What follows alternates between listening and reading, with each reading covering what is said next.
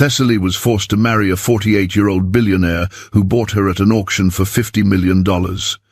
She expected disappointment, especially in bed. He's old, she thought. This will be over quickly. But when Cadogan finally took her to his bedroom, he shattered every assumption she'd ever made. 3 times, before he even allowed himself to finish. The man had been stalking her for 6 months, forced her into marriage, had secrets that could destroy them both, and that's just the beginning of their twisted story. Welcome back to Proudly Black Stories, my beautiful, amazing Pride family.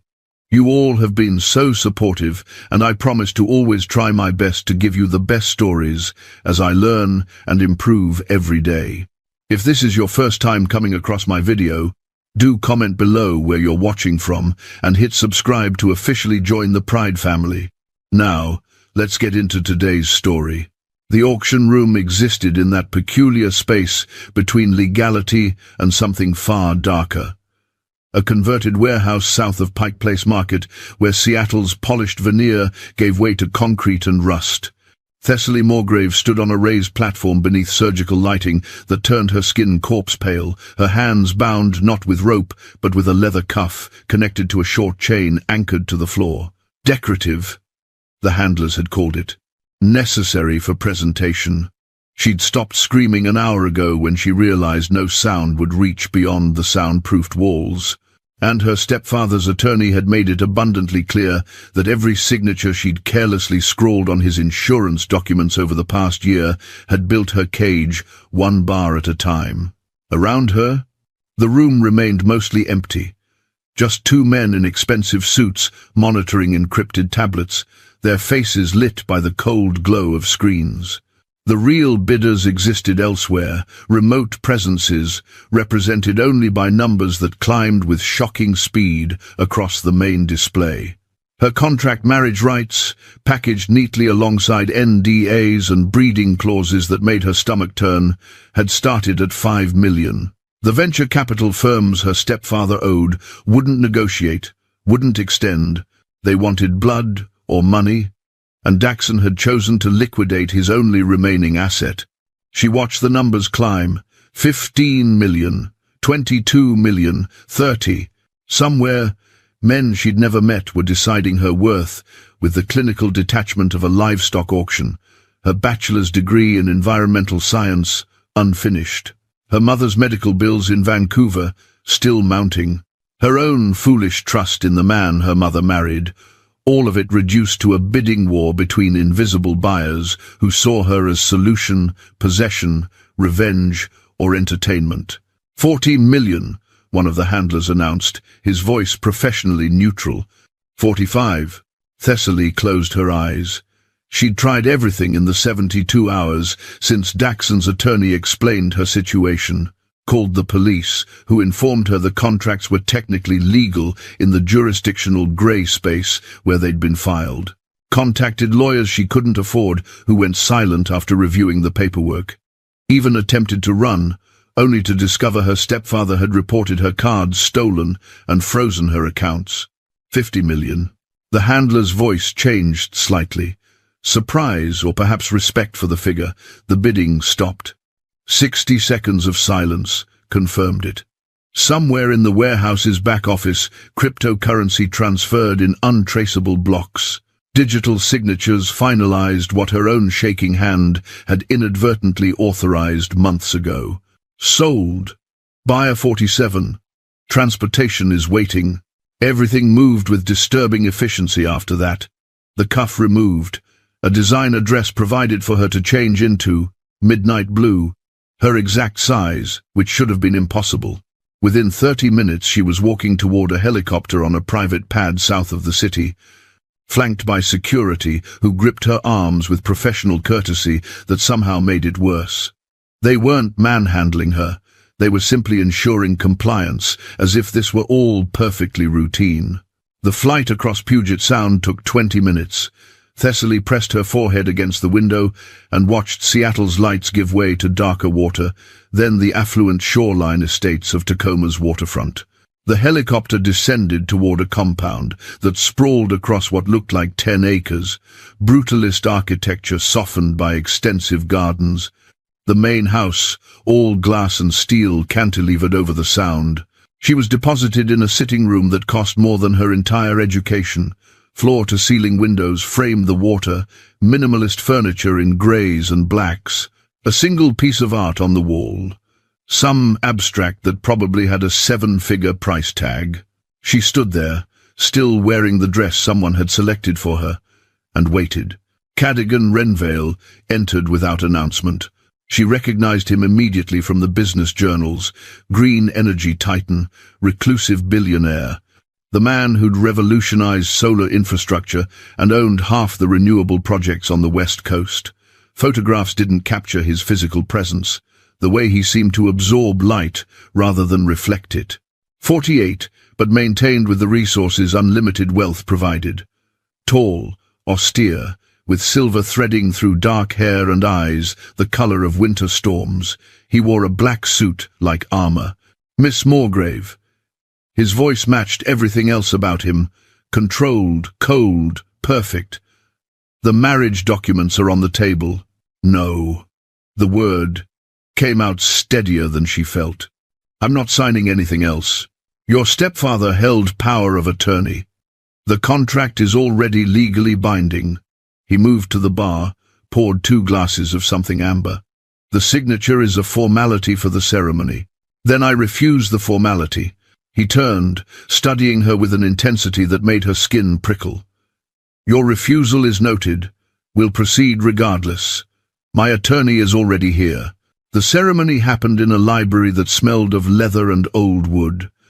The attorney, an older man who avoided Thessaly's eyes, performed a perfunctory civil service.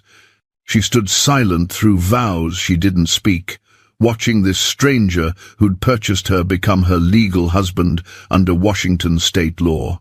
When Cadogan took her hand to place the ring, his fingers trembled. It was barely perceptible, a hairline fracture in his marble composure.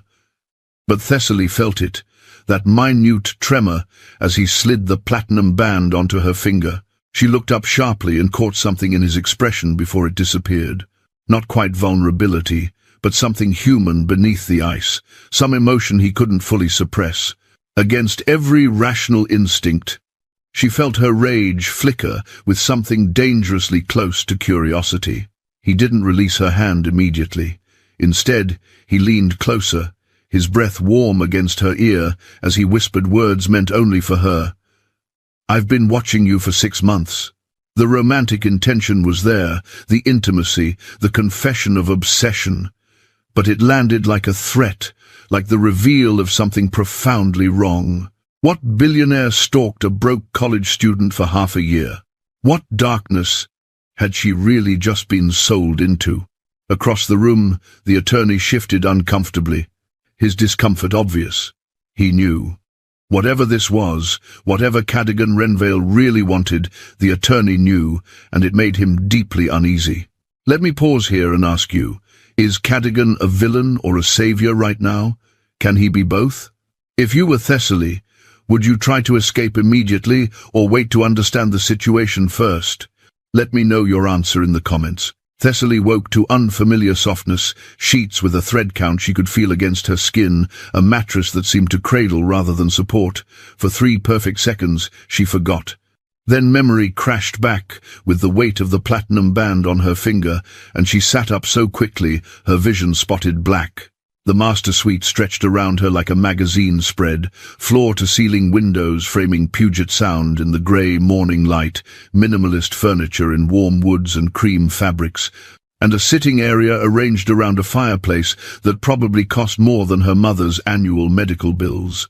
She was still wearing the midnight blue dress from last night, though someone had removed her shoes and draped a cashmere throw over her. She didn't remember falling asleep. Didn't remember being brought to this room. Then she noticed the details, and her skin went cold. The bookshelf beside the bed held first editions of her favorite novels. The Secret History, Possession, obscure poetry collections she'd written about in a college blog she'd abandoned 2 years ago. The art on the walls depicted pre-Raphaelite paintings, her specific obsession during her brief art history phase. On the nightstand sat a tin of the expensive loose-leaf Earl Grey. She'd only ever bought once as a treat, the same brand, the same blend. Thessaly stood on shaking legs and crossed to the walk-in closet. It opened automatically at her approach, lights activating to reveal rows of clothing, all in her size, all in styles she actually wore. Jeans in the exact cut she preferred. Sweaters in her colors. Even the underwear drawer held the specific brand she bought from Target because it was the only one that fit properly. 6 months, he'd said. He'd been watching her for 6 months. This wasn't surveillance. This was archaeological excavation of her entire existence. She was standing there, holding a sweater in forest green that she'd looked at online but never purchased, when Cadogan appeared in the bedroom doorway. He wore a different suit today, charcoal grey, perfectly tailored, and looked like he'd already been awake for hours. He held a tablet and a cup of coffee, the picture of corporate efficiency. "There's breakfast downstairs when you're ready," he said, as if this were a normal morning in a normal marriage. "I have a board meeting at 10, but we should discuss the household arrangements first." Thessaly walked out of the closet holding the green sweater like evidence at a trial. "You bought my entire personality and put it in a room. I ensured you'd be comfortable." He set the tablet down on a side table with careful precision. "Everything is in your size and selected based on your documented preferences. You'll find toiletries in the bathroom, also customized, documented." She laughed, and it came out slightly hysterical. "You mean stalked? You compiled a file on me like I'm some kind of acquisition project?" "Yes." He didn't even have the grace to look uncomfortable with the admission. "I needed to understand who you were before I intervened." Intervened. Thessaly threw the sweater onto the bed. "You bought me at an auction. You forced me into a marriage. You had my things memorized, like you're some obsessed ex-boyfriend, except we'd never even met. And now, you're keeping me here like what? A pet? A possession? Like my wife." Cadogan moved to the windows, hands in his pockets, his reflection ghost-like against the water view. "There are rules we need to establish. You have freedom within parameters. You can go anywhere in Washington state with security accompaniment. You'll have unlimited access to accounts I've established in your name. You can purchase whatever you want, pursue your education, engage in any activities you choose." "But," she asked, knowing that nothing goes for nothing, "but you cannot leave the state without my permission, and you cannot contact your family directly." The words hit like a physical blow. "My mother, she is safe." He turned to face her. "I've relocated your mother and stepfather to Vancouver, BC. She's in a private medical facility, receiving the treatment she needs. The bills are handled. Daxon's debts are settled. They're both under protection." "Protection from what?" "From the consequences of what your stepfather did, and from the people he did it for." Thessaly's hands clenched into fists. "You moved my sick mother to another country without asking me. You've isolated me here with rules and security and... Why? Why me specifically? You're a billionaire. You could have any woman you want. Why stalk a broke college student for 6 months and then spend $50 million to own her?" Something flickered across Cadogan's face, too quick to read, gone before she could identify it. "I told you," I intervened. "That's not an answer. It's the only answer you're getting today." He picked up the tablet again, but his movements were too controlled, too careful. "You should eat. Then we'll—" "No!" Thessaly crossed the space between them, invading his carefully maintained distance. "You don't get to play mysterious benefactor. You bought me. You imprisoned me in luxury. The least you owe me is the truth. Why did you do this?" For a long moment, Cadogan just looked at her, his winter storm eyes unreadable. Then he set the tablet down again and pulled up something on his phone.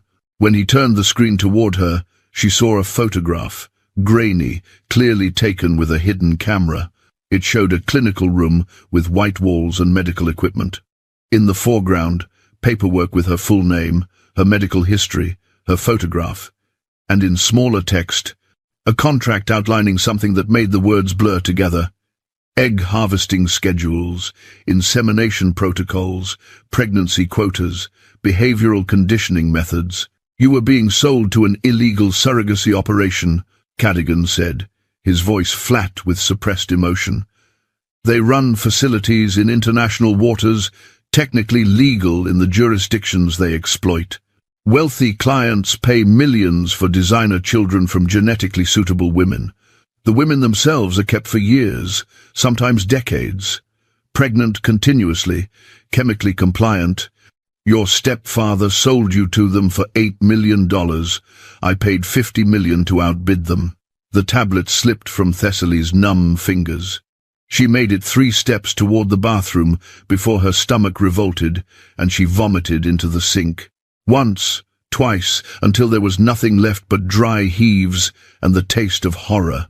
She felt Cadogan behind her before he touched her, his hand gentle on her back as he held her hair away from her face with surprising tenderness. He didn't speak, just handed her a towel when she finally stopped shaking. "You're safe now," he said quietly. "That's all that matters. Now we know what Cadogan saved her from. Does that justify how he did it? Can a good outcome excuse a bad method? Should Thessaly feel grateful or angry right now? What do you think?" Thessaly wiped her mouth with trembling hands and caught his reflection in the mirror. "Let me see the photo again." His jaw tightened almost imperceptibly. "You've seen enough. Let me see it." Reluctantly, he pulled the phone back out. Thessaly took it this time, studying the image with the clinical distance of shock. The medical equipment, the contracts with their obscene quotas, and there, in the background of the photograph, partially visible through a doorway, another woman on a gurney, blonde, unconscious, IV lines running into both arms. "Who is she?" Thessaly asked. Cadogan took the phone back so quickly he almost dropped it. "No one you need to worry about. There's another woman in that facility, and you only bought me. Thessaly, who is she?" His expression shuttered completely, that brief flash of humanity disappearing behind walls of ice and control. "You're safe now. That's all that matters. Get dressed. Eat breakfast. I'll be back after my meeting, and we'll continue this conversation then." He left before she could argue, his footsteps precise and measured down the hallway. Thessaly stood alone in the bathroom, still holding the towel, and stared at her reflection. The platinum band gleamed on her finger. Outside, Puget Sound stretched grey and infinite, and somewhere in her husband's carefully controlled expression, she'd seen something that looked almost like guilt. 2 weeks passed in a strange suspension of reality. Thessaly woke each morning in the master suite, overlooking water that changed from grey to silver to steel, depending on the weather. She ate breakfast in a dining room designed for 12, always alone. She explored the estate's 10 acres, the gardens with their precisely maintained paths, the private beach, the greenhouse where someone grew exotic orchids she was apparently allowed to enjoy but not touch. Everything was available to her except the thing she wanted most: answers. Cadogan was a ghost in his own home. He left before dawn for his downtown Seattle headquarters, running his renewable energy empire from a building she'd seen only in photographs. Sometimes he returned for dinner, eating across from her with perfect politeness while discussing nothing of substance: the weather, the quality of the chef's preparations, whether she needed anything. Always that question: did she need anything? As if material comfort could substitute for human connection. Most nights, he didn't come home at all. She'd hear his car in the early hours, the quiet sound of his footsteps as he went directly to his study. She'd wake at 3 or 4 in the morning and see the light beneath his door, knowing he was in there working, existing 10 feet away but completely unreachable. He'd given her everything except himself. The security team rotated in shifts, polite, professional men and women who accompanied her anywhere she wanted to go within Washington state. She'd tested the boundaries once, asking to visit Seattle. They'd driven her. waited outside while she wandered Pike Place Market like a tourist, then brought her back to her gilded cage. She had unlimited money, unlimited access to everything except freedom and truth. She discovered Sylvain by accident on the 8th day. Thessaly had been reading in the conservatory when she felt the weight of being watched. She looked up to find a small face peering around the doorframe, a girl maybe 7 years old, with dark hair like Cadogan's and enormous eyes that seemed too large for her pale face. The child stared at her with an intensity that was disturbingly familiar, then vanished the moment Thessaly smiled at her. After that she saw the girl everywhere, watching from the upstairs landing when Thessaly crossed the foyer, peeking through the garden hedges when she walked the grounds. Always silent, always disappearing the moment Thessaly acknowledged her presence. Mr. Renvale's daughter from his first marriage, one of the housekeepers finally explained when Thessaly asked. Miss Sylvain. She lives in the East Wing with her nanny, keeps to herself mostly, doesn't talk much. Cadogan had a daughter, a child he'd never mentioned, who lived in the same house like another ghost, another piece of his life he kept carefully compartmentalized. Thessaly spent an afternoon in the estate's pristine kitchen, teaching herself to make chocolate chip cookies from the recipe her grandmother had used. The chef watched with barely concealed horror as she made a mess of his domain, but he didn't stop her. She arranged the best cookies on a plate and walked to the East Wing, her heart beating harder than the simple gesture warranted. The nanny intercepted her before she reached Sylvain's room. Mrs. Kelch was a stern woman in her 60s, with iron-grey hair and the demeanor of a prison warden. She appeared in the hallway like a summoned guardian, positioning herself physically between Thessaly and the door where she could hear the quiet sound of a child playing. Mrs. Renvale. The title sounded like an accusation. Can I help you? I made cookies for Sylvain. Thessaly held up the plate, suddenly feeling foolish. I thought she might like... That won't be possible. Mrs. Kelch's expression didn't change.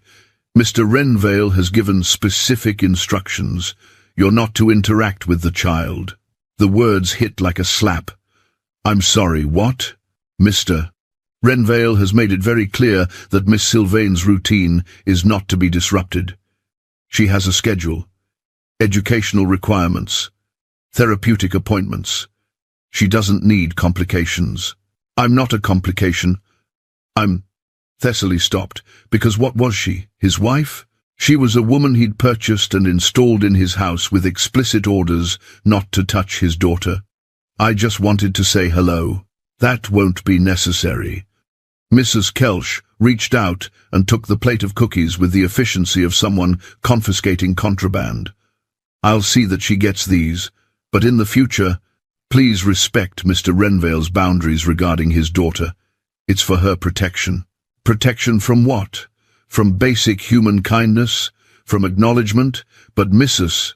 Kelch had already dismissed her, turning back toward Sylvain's room with the cookies, leaving Thessaly standing alone in the hallway, feeling like she'd been classified as a threat. She made it back to the master suite before the anger hit, white-hot and clarifying. That night, Thessaly didn't eat the dinner the chef prepared. She waited in the darkened living room until she heard Cadogan's car in the drive, until she heard his footsteps in the foyer. He walked past without turning on the lights, heading straight for his study like he always did, and she stepped out of the shadows to intercept him. We need to talk. He stopped, his hand on the study door, and turned to face her. Even in the dim light from the hallway, she could see the exhaustion in his features, the shadows under his eyes, the tension in his shoulders. The man worked himself like a machine. It's late, Thessaly. Can this wait until... No. She crossed the space between them, and he actually stepped back slightly, as if proximity was dangerous. You gave me everything except humanity. Designer clothes and gourmet food and art I like, and books I love, but you won't let me speak to your daughter. You won't tell me why you really bought me. You won't even eat dinner with me most nights. What am I to you? A decoration? A trophy to prove you could outbid human traffickers? Something cracked in his careful composure. He looked at her with such raw, unguarded longing that it stole the breath from her lungs, a hunger so intense it was almost frightening. For 3 heartbeats, she saw past all his walls to something desperate and aching and profoundly human. Then he shuttered it, turned away and walked into his study without a word. The door closed between them with a quiet click that sounded like finality. Thessaly stood there, shaking with anger and confusion, and something else she didn't want to name, something that had sparked to life in the space of that look, that moment of vulnerability before he'd hidden it away again. She almost left, almost went back upstairs to the master suite and the comfortable prison he'd built for her. Instead, she tried the study door. It opened. Cadogan had gone through to the attached bathroom. She could hear water running. The study itself was exactly what she'd expected. Floor-to-ceiling bookshelves, a massive desk with multiple monitors, papers organized with obsessive precision. And there, slightly ajar in a way that suggested he'd been looking at something before coming home and had forgotten to secure it properly, a locked drawer in the desk. Thessaly crossed to it before she could talk herself out of it. Inside, she found photographs. Dozens of them. All of her. Her sitting in a coffee shop near campus, studying with her laptop open, walking to her old job at the campus bookstore, her backpack slung over one shoulder, getting her mail from the apartment building she'd lived in before her stepfather sold her, laughing with friends at a bar she'd gone to exactly twice.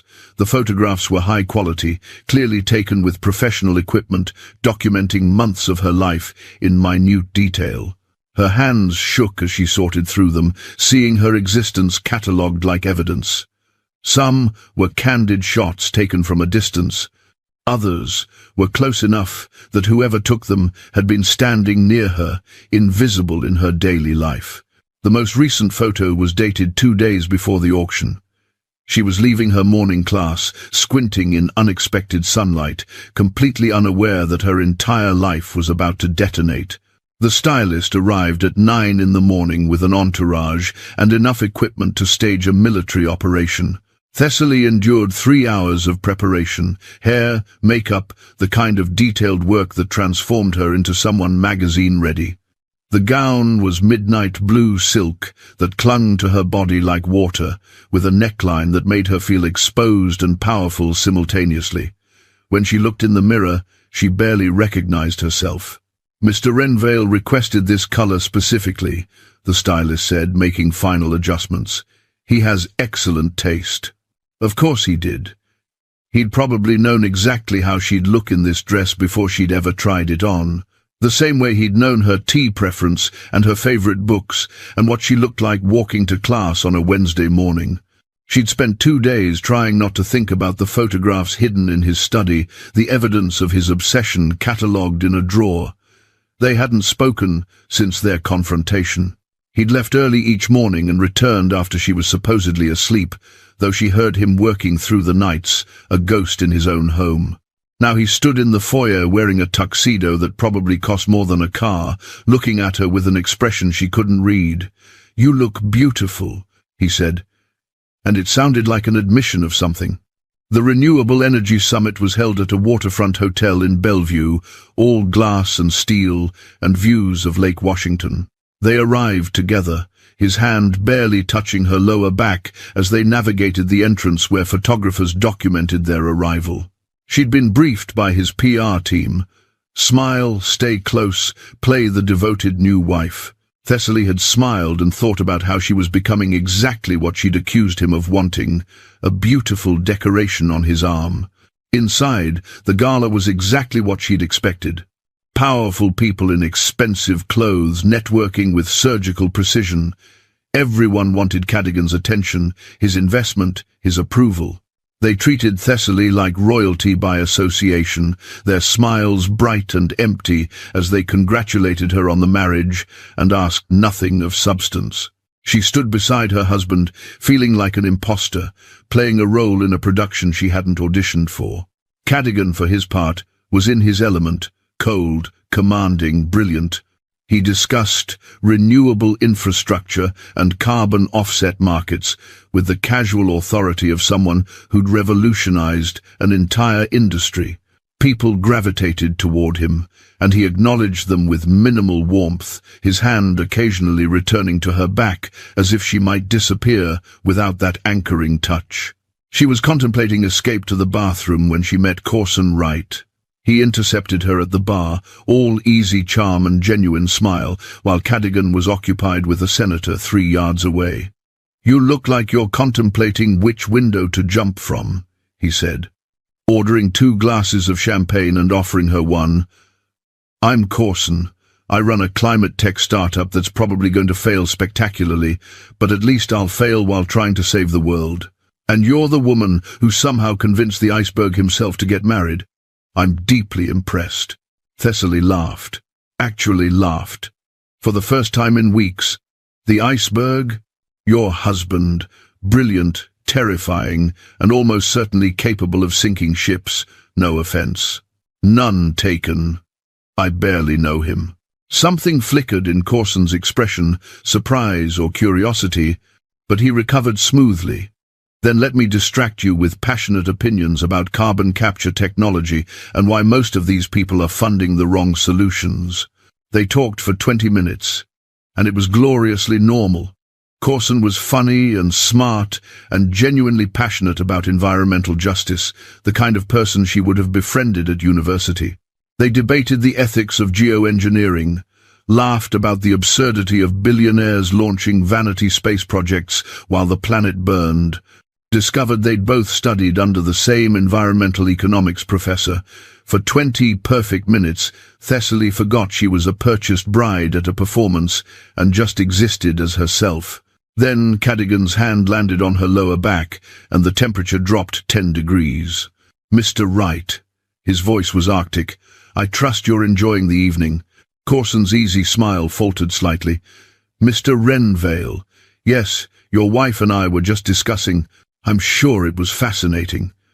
Cadogan's hand pressed more firmly against Thessaly's spine, possessive and unmistakable. "Unfortunately, there are several people Thessaly needs to meet. If you'll excuse us." It wasn't a request. Corson recognized the dismissal immediately, his expression shifting to something careful and slightly alarmed. "Of course, Thessaly, it was wonderful meeting you." He retreated quickly, disappearing into the crowd like he'd been threatened. Thessaly turned on Cadogan, fury building. "That was incredibly rude. We're leaving." He was already guiding her toward the exit, his movements controlled but urgent. "The gala isn't over. Now." They made it to the car before she exploded. The driver pulled away from the hotel, and Thessaly rounded on Cadogan in the back seat. "What the hell was that? You ignore me for 2 weeks, parade me around like a trophy, and then act like a jealous husband the first time I have a normal conversation. That wasn't a conversation. That was him circling you like prey. He was being nice. Something you might consider trying occasionally." Cadogan's control cracked, his voice raw with something dangerous. "Do you have any idea what it did to me? Watching you smile at him the way you've never smiled at me? Watching you light up for a stranger when you barely look at me, because you don't let me look at you. You hide in your study. You forbid me from meeting your daughter. You keep me in that house like one of those photographs you took of me, something to observe and control but never actually touch." The car swerved slightly as the driver reacted to the tension. Cadogan leaned forward. "Pull over." "Sir." "Pull over. Now."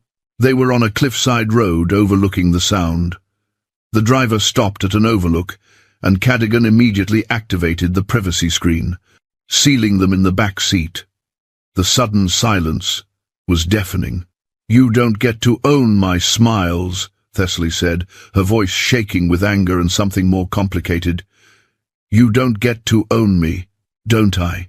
He moved closer, and she could see his chest rising with ragged breaths, his careful control completely shattered. "You wear my ring. You live in my house. You signed a contract that binds you to me. A contract I never wanted. But you're here anyway. And you felt it too, didn't you? When he was making you laugh, when you were being yourself with him, you felt guilty, like you were betraying something.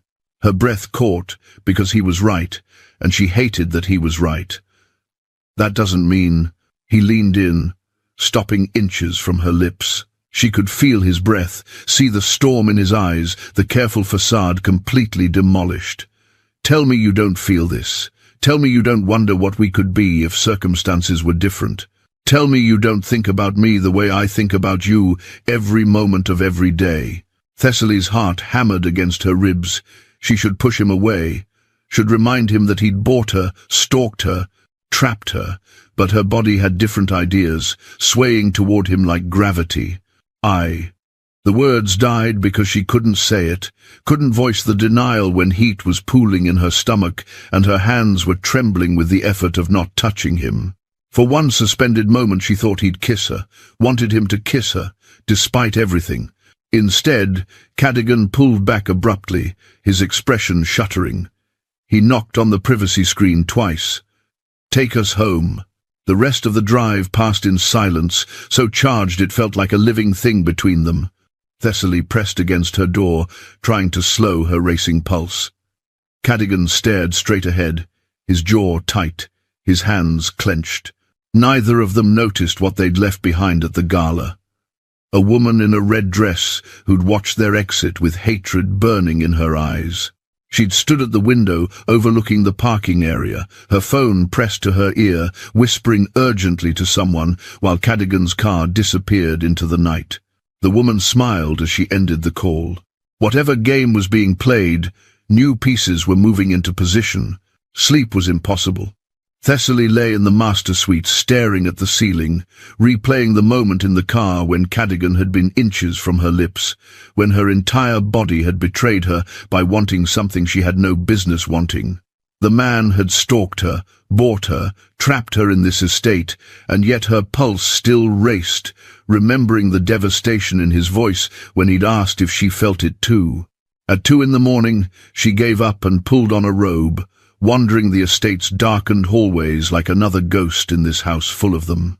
She found herself in the conservatory without consciously choosing the destination, drawn to the glass room where moonlight filtered through exotic plants and created shadows that felt almost alive. That's where she found Sylvain. The girl sat curled in one of the wicker chairs, her small body folded into itself, crying with the quiet, practiced silence of a child who'd learned that making noise brought unwanted attention. She wore pajamas with stars on them and clutched a stuffed rabbit that had seen better days. Thessaly's heart cracked clean through. "Sylvain?" She kept her voice soft, remembering how the girl always ran. "Are you okay, sweetheart?" The child looked up, with eyes swollen from crying, Cadogan's eyes, that same winter storm grey. For a moment, Thessaly thought she'd bolt. Instead, Sylvain just stared at her with an expression far too old for 7 years. "I'm not supposed to talk to you," she whispered. "Mrs. Kelch said." "Mrs. Kelch isn't here." Thessaly moved slowly, settling into the chair across from her like she was approaching a frightened animal. "It's just us. You can talk to me if you want to." Silence stretched between them, broken only by Sylvain's hitching breaths. Then, so quietly, Thessaly almost missed it. "Are you going to leave like my mummy did?" The question destroyed something in Thessaly's chest. She leaned forward, wishing she could gather this broken little girl into her arms. "No, honey. I'm not leaving. Everyone leaves." Sylvain hugged her rabbit tighter. "Mommy left, and Daddy says she went to heaven, but I heard Mrs. Kelch tell the other nanny that Mommy ran away because Daddy scared her, that she couldn't take it anymore, that she chose to leave me behind. Oh, God." Thessaly's hands trembled as understanding crashed over her. Cadogan's first wife hadn't died. She'd fled.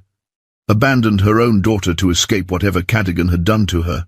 The same controlling, obsessive behavior he was trying so hard not to inflict on Thessaly. "Your daddy didn't scare your mummy away," Thessaly said, though she had no idea if that was true. Sometimes grown-ups have problems that have nothing to do with their kids. But I promise you, Sylvain, I'm not going anywhere. Okay? Sylvain studied her with those two knowing eyes, searching for lies. Whatever she found seemed to satisfy her, because she nodded slowly. Okay. They sat together in the moonlit conservatory for another 20 minutes, not talking, just existing in shared space until Sylvain's eyes grew heavy. Thessaly walked her back to the east wing, ignoring the voice in her head that sounded like Mrs. Kelch's disapproval, and tucked the girl into bed. "Will you be here tomorrow?" Sylvain asked sleepily. "I'll be here." The next morning, Thessaly waited in the breakfast room until Cadogan appeared at 7, looking like he'd slept as poorly as she had. He stopped when he saw her, coffee cup halfway to his lips. "Your wife didn't die," Thessaly said without preamble. "She left you, and your daughter knows." The cup lowered slowly. Cadogan's face went carefully blank in that way she'd learned meant he was hiding something enormous. "You spoke to Sylvain. She was crying alone at 2 in the morning. Yes, I spoke to her, I comforted her, and she told me that her mother ran away because you scared her." Thessaly stood, crossing to him. "What did you do, Cadogan? What did you do that made a woman abandon her own child to escape you?" For a long moment he said nothing. Then he set the coffee down with meticulous care and sank into a chair like his legs wouldn't hold him anymore. "Elara didn't die," he said finally, his voice stripped of its usual control. "She left me 3 years ago. Left both of us." "Why?"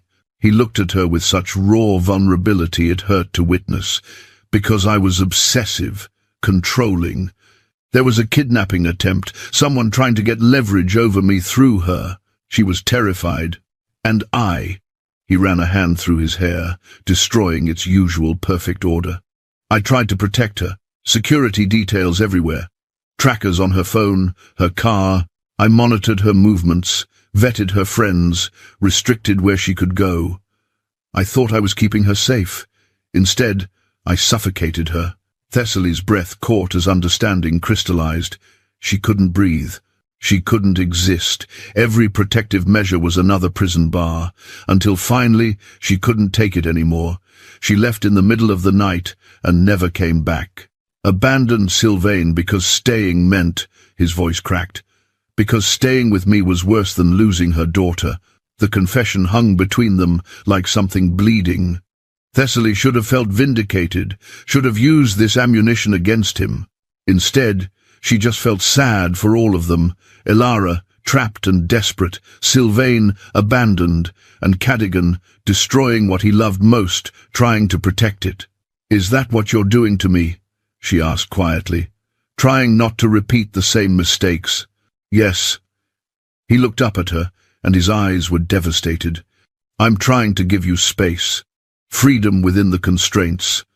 But God help me, Thessaly, every instinct I have screams to lock you away, where no one can hurt you, where no one can take you from me, where you're safe and mine, and—" He stopped, breathing hard.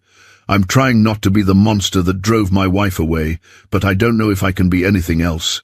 Thessaly opened her mouth to respond, to say what she didn't know, when Cadogan's phone buzzed with an encrypted notification. She saw his eyes track to the screen, watched the color drain completely from his face. He stood, abruptly, the chair scraping against tile. "I need to— excuse me, Cadogan."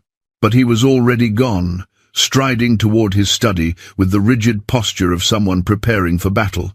She heard the door lock behind him, heard the muffled sound of his voice on a call, urgent and sharp, with something that sounded like fear. Thessaly stood alone in the breakfast room, her mind racing. Whatever message he'd received had shaken him to his core. The shift happened gradually, like ice melting. Cadogan emerged from his study 2 hours after receiving that mysterious message, his expression carefully neutral, and found Thessaly reading in the conservatory. He stood in the doorway for a long moment before speaking. "You can spend time with Sylvain," he said quietly. "If you want to, I'll inform Mrs. Kelch." Thessaly looked up from her book. "What changed your mind? You stayed with her when she was crying. You didn't have to do that. You could have walked away." But you didn't. Something vulnerable flickered across his face. She needs someone who stays.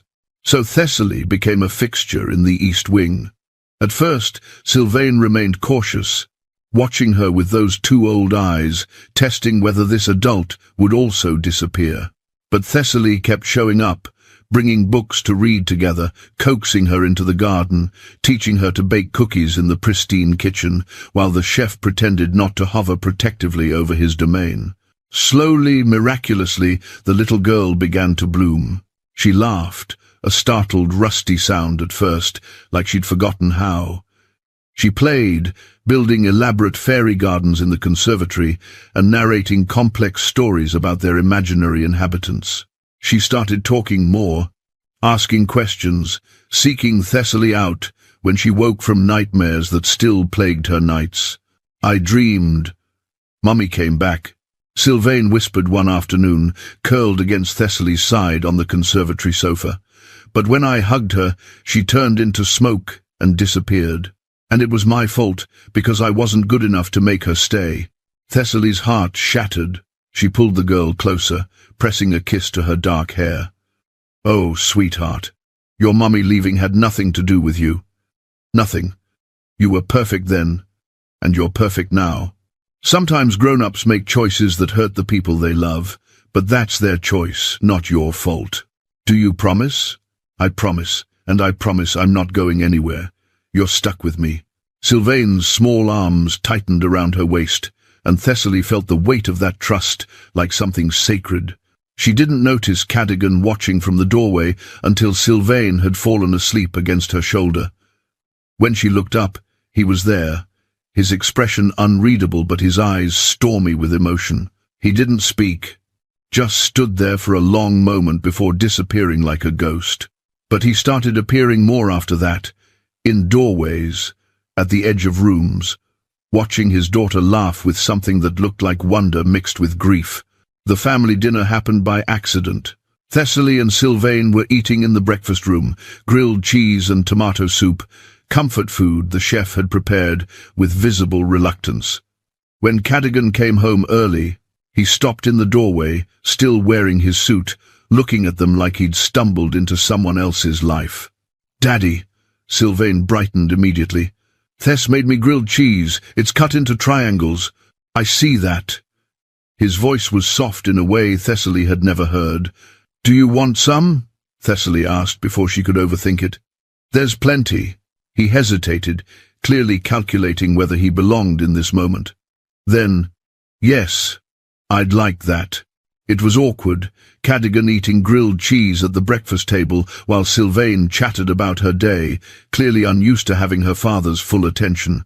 But it was also sweet, watching him try to navigate normal family interaction with the same focused intensity he probably applied to board meetings.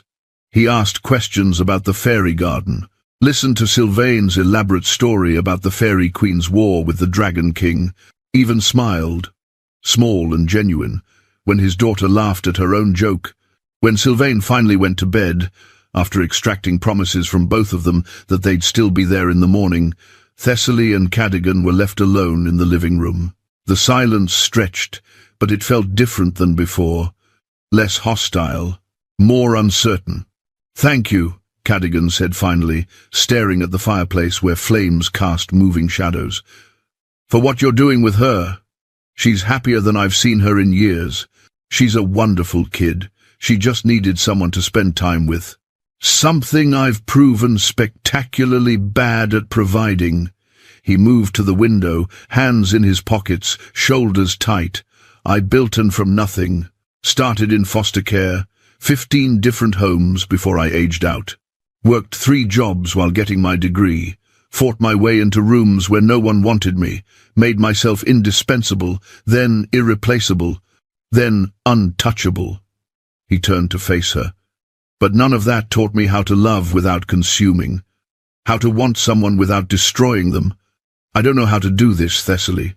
This," he gestured between them, "whatever this is becoming." Thessaly stood, crossing to him. Her heart pounded, but she reached out and took his hand. His fingers were cold, trembling slightly. "Then let me teach you," she said quietly. He looked at her like she'd offered him salvation and damnation in the same breath. Then he kissed her. It was nothing like she'd imagined, not aggressive or controlling, but slow and desperate, full of months of tension and longing and fear. His hands came up to frame her face with a reverence that made her breath catch, touching her like she was something holy he might break. Thessaly's hands found his shoulders, pulling him closer, and he made a sound low in his throat that went straight to her core. He deepened the kiss, backing her against the window, and she felt the cold glass against her spine, contrasting with the heat of his body. He pulled her into his lap as he sank onto the nearby sofa, hands trembling as they traced her jawline, her throat, the curve of her shoulder. Through his shirt, she felt the hard planes of muscle, the racing of his heart that matched her own. Her fingers found the top button of his shirt, and that's when she felt it, raised scar tissue on his shoulder, a peculiar shape that made her pull back slightly. She pushed the fabric aside and saw it clearly. A bullet wound. Old but unmistakable. "What happened?" she asked, her hand hovering over the scar. Something shuddered in his expression. Old business rival. Nothing to worry about. But his voice carried that too careful tone she'd learned meant he was hiding something. And his eyes held something dark and complicated that had nothing to do with business rivalries. Before she could press further, he kissed her again, clearly using distraction as deflection, and it worked. She melted into him, into the desperate intensity of his touch, into the feeling of being wanted this completely. Then he stopped. He pulled back, breathing hard, his forehead resting against hers. "Not like this," he said roughly. "Not until you choose me because you want to. Not because you're trapped here. Not until you're free to leave, and choose to stay anyway." Thessaly's entire body ached with wanting him, but something in her chest cracked open at the raw honesty in his voice. "What if I'm already choosing?" she whispered. "Then choose me again tomorrow. And the day after. Choose me when you're free to choose anything else." He stood, gently setting her aside, and she could see the cost of that control in every rigid line of his body. "Good night, Thessaly." He left her there, trembling and confused and wanting, while somewhere in his study a encrypted phone buzzed with another message he wouldn't explain. The Seattle aquarium trip was Sylvain's idea. She'd been talking about the octopus exhibit for days, and Thessaly had finally secured Cadogan's permission to take her. 2 security guards shadowed them at a discreet distance as Sylvain pressed her face against the glass tanks, narrating elaborate stories about the fish she saw. For a few hours, Thessaly felt almost normal, like maybe she was becoming the mother this little girl desperately needed. They were watching jellyfish pulse through blue-lit water when Thessaly felt the prickling awareness of being watched. She turned to find a woman standing 3 feet away, studying her with the clinical interest of an entomologist examining a pinned butterfly. The woman from the gala. The one in red. Today, she wore cream cashmere and understated jewelry that probably cost more than a house. She was stunning in that maintained, ageless way that money could buy, somewhere between 35 and 45, with platinum blonde hair and eyes the color of glacial ice. Everything about her screamed controlled power. "Thessaly Renvale," she said, her voice cultured and sharp. "I've been wanting to meet you properly." Thessaly instinctively moved closer to Sylvain, who'd gone quiet and watchful. "Do I know you?" "Vailith Crane. I'm Cadogan's former business partner." She smiled, and it was all edges. "Among other things, we worked very closely together for years, built his empire side by side, really." One of the security guards was moving toward them, speaking quietly into his radio. Vailith noticed and spoke faster. "Has he told you why he really bought you?" She tilted her head, studying Thessaly's face. "It wasn't to save you, darling. It was to replace me." The words hit like a slap. "I don't know what you're—" "Of course you don't. He wouldn't tell you. Vayleth reached into her bag and pulled out a small USB drive, pressing it into Thessaly's hand before security could intercept. "Watch this, before you fall any deeper. You deserve to know what you're really a substitute for." "Ma'am, you need to step back." The security guard had arrived, positioning himself between them. Vayleth's ice-chip eyes never left Thessaly's face. "He destroyed me, darling, and he'll destroy you too. It's what he does to the things he loves." Then she disappeared into the crowd with practiced ease, leaving Thessaly standing there with a USB drive burning in her palm and Sylvain's small hand clutching her other one. "Who was that lady?" Sylvain asked quietly. She felt scary. "No one important, sweetheart." Thessaly forced a smile she didn't feel. "Let's go see the octopus." But the day was ruined. All she could think about was the USB drive, hidden in her pocket, and Vayleth's words echoing in her head. It was to replace me. That night, after Sylvain was asleep and Cadogan was locked in his study working, Thessaly sat in the master suite with her laptop and that damned USB drive. Her hands shook as she inserted it. The file contained security footage time-stamped 6 months ago, before Cadogan had ever bid on her, before her stepfather had sold her, when she'd still been a college student worried about normal things like exams and rent. The footage showed Cadogan's office, all glass and steel and city views. He stood by the window while Vayleth paced like a caged animal, her perfect composure shattered. "You can't just buy a replacement for what we had." Her voice was raw with fury and grief. 5 years, Cadogan. 5 years of building this together, of being what you needed. What I needed was a partner, not a possessive obsession. Cadogan's voice was cold, but the camera caught his clenched fists. "You tried to fire Sylvain's nanny because you were jealous of the time I spent with my own daughter. You sabotaged deals because I wouldn't prioritize you over everything else. This isn't love, Vayleth. It's sickness. I was devoted to you. You were consuming me. The same way I consumed Ilara. We're both damaged and together we're toxic." "So what?" Vayleth's laugh was bitter. "You'll just find some fresh victim who doesn't know better, someone you can train to replace me? I'll find someone who actually deserves my devotion." His voice was quiet but devastating. "Someone who needs someone to fight for them. Someone who—" The slap echoed in the footage. Vayleth's hand connected with his face hard enough to snap his head to the side. "You'll destroy her, just like you destroyed me," she said, her voice shaking. "It's what you do. You love things to death, and then you're surprised when they stop breathing." The footage ended. Thessaly sat in the dark, tears streaming down her face, that conversation playing on repeat in her mind. "I'll find someone who actually deserves my devotion, someone who needs someone to fight for them." 6 months ago. He'd said those words 6 months ago, and then he'd started watching her, documenting her life, preparing to make her his next project. She was still sitting there when Cadogan opened the bedroom door at 1 in the morning, clearly looking for her. He stopped when he saw her face, saw the laptop, saw the USB drive on the bed beside her. "Was I just a substitute?" Thessaly's voice broke. "A rebound from your obsession with her?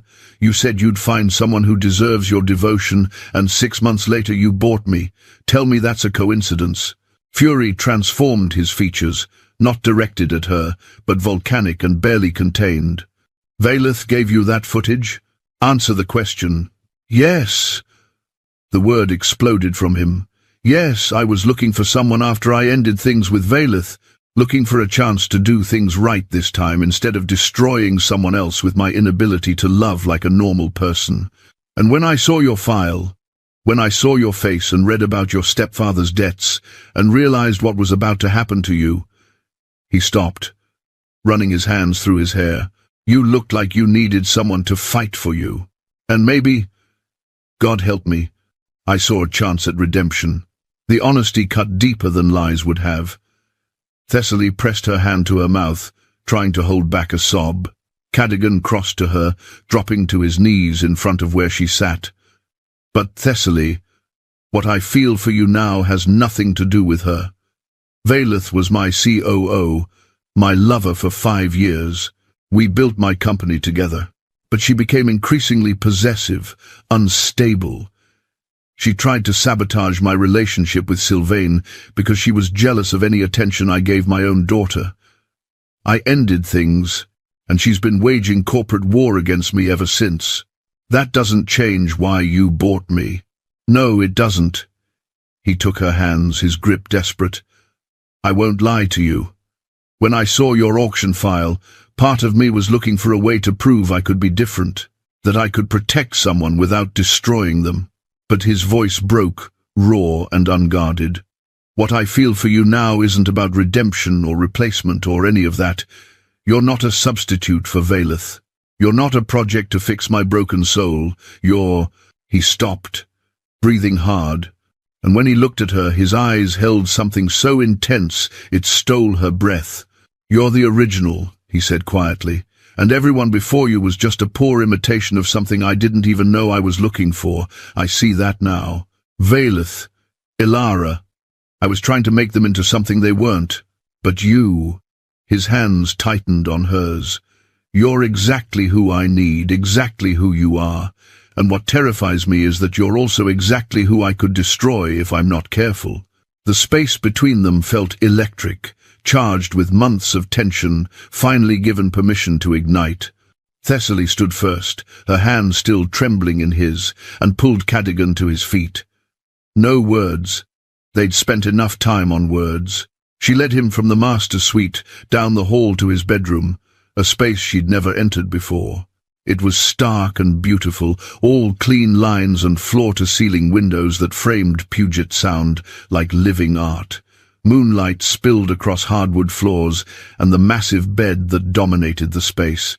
Everything was shades of grey and black, monochromatic except for the silver light, painting everything ethereal.